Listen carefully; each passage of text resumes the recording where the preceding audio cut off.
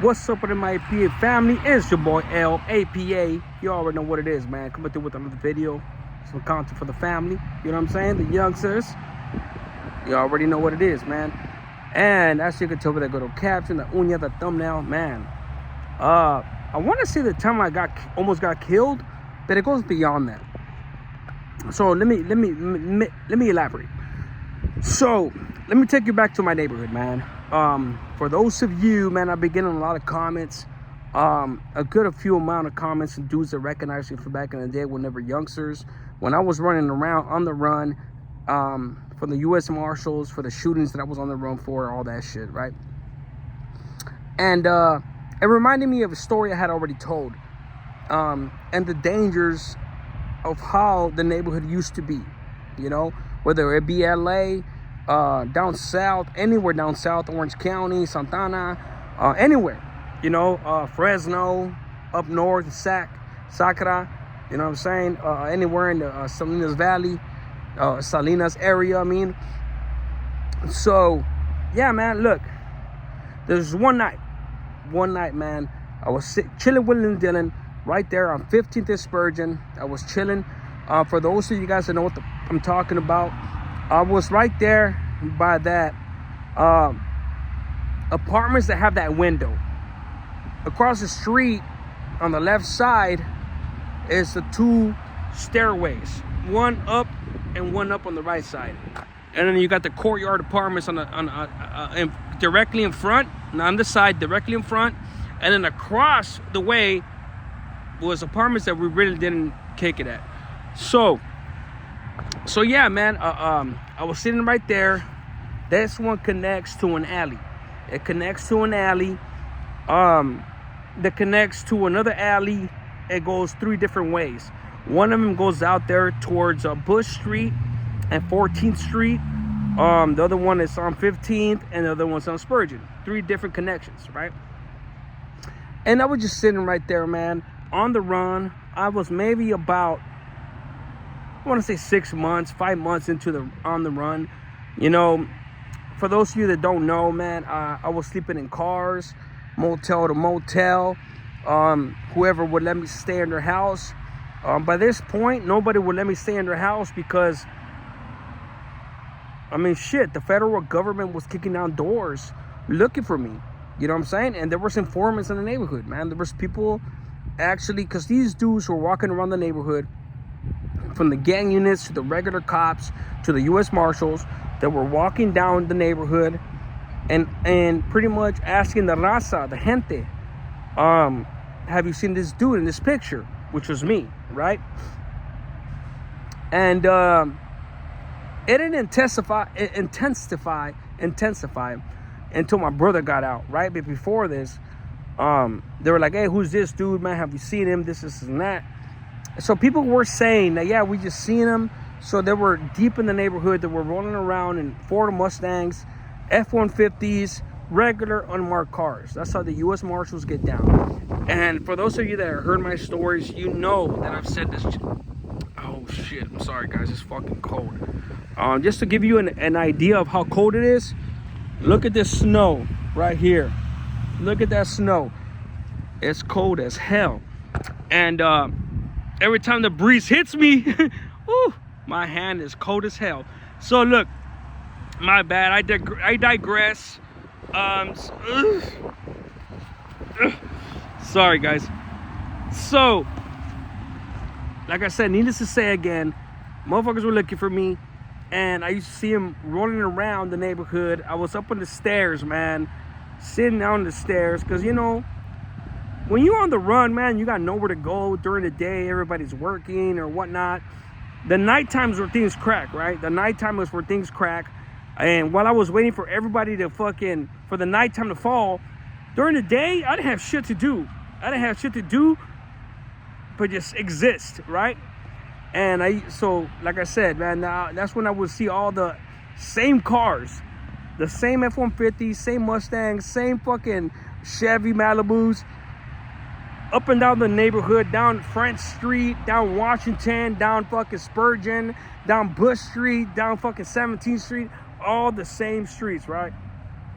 Even all the way down by Logan Street, Washington down by Lincoln and all that shit. And man, bro, I used to see them. I was like, man, I know I'm not tripping. It's the same cars. The same cars going up and down. It wasn't like it said until after that I found out that people were saying like, hey, we seen this dude. He's right here in this area. You know, they even heard it when I went down to Riverside to hide for a few weeks, more than a few weeks, you know? So, yeah, man, that's just a little backdrop as far as how it was for me being on the run. Sorry. Let me come back to the main story. So I was sitting there on 5th and Spurgeon by the apartments with that window, and I was just chilling. And the reason I said all this is because the premonition that I got, at first I thought it was because, you know, I'm on the run and the U.S. Marshals were looking for me. But this was at nighttime. So I was feeling a certain feeling, and I was just like, fuck, man, like, I don't feel comfortable. Yeah, like I said, I'm paranoid, whatever. But I was like, you know what? I gotta get the fuck out of here. So I start walking. Before I start walking, there was this three to four paisas, probably a little more. We're sitting there to the left of me, drinking pistos, you know, the little Bud Lights, Coronas, whatever they were drinking. Same dudes that used to always ask me, like, hey, what's up, bro? You want a beer? ¿Qué onda, cabrón, pinche Luni? ¿Pisto, cabrón? ¿Quieres un pisto? Pásame una, cabrón. Things like that. And so I start walking, you know, everybody's walking down the neighborhood. It's around maybe 8:30, 9 o'clock at night. And I start walking.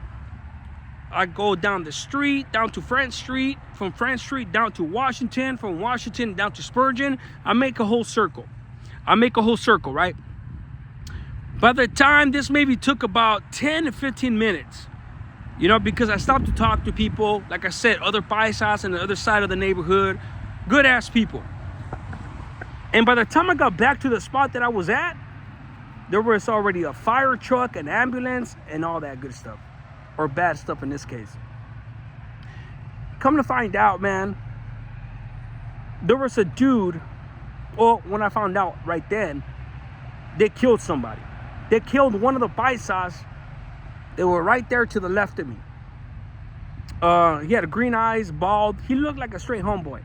He looked like a straight Sureño, right? And I knew exactly who they had smoked because I had hit him up before. You know, by this time I was okay with him because I already knew that he wasn't from no neighborhood. He was a paisa. Aquí no para barrio. No paro nada, cabrón. No soy ni un pinche barrio. ¿Qué onda? ¿Qué onda? That type of shit. That's what he told me when I hit him up.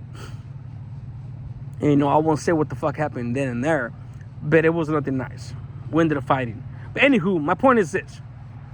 Those dudes were right there posted up. The dudes that came up in the same alley behind me were the same dudes that were looking for me and my homeboys, and they ended up finding them. And from what I heard from the paisanos right there, these dudes ran up on them, strapped up. They said it was 2 or 3 dudes. Ran up on them, like, hey, where you from, man? Fuck chorizos, fuck this, fuck Logan. That type of shit, because that's my neighborhood, right? And that same dude that got crazy with me got crazy with them. Pretty much said, I'm like, man, I ain't from nowhere.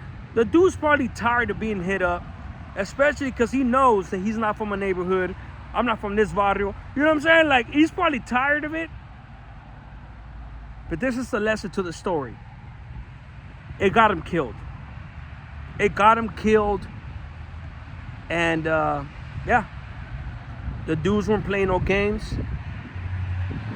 At this point, it doesn't even matter.